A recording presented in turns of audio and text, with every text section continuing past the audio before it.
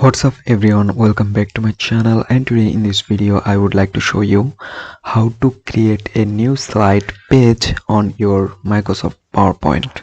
It's pretty much easy. How can you create a new page or new slide page? So let's begin our video. So there you can see I simply open a Microsoft PowerPoint. Then there have a page, and if I want to create another new slide or new page, then what should you do? Just go here, there you can see new slide, just click it. Then you can select any format. I select blank format, that's it.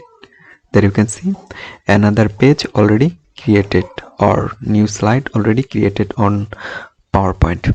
This way you can create a new slide or new PowerPoint on Microsoft PowerPoint. That's pretty much easy. Hope guys this video can help you. Don't forget to like and subscribe.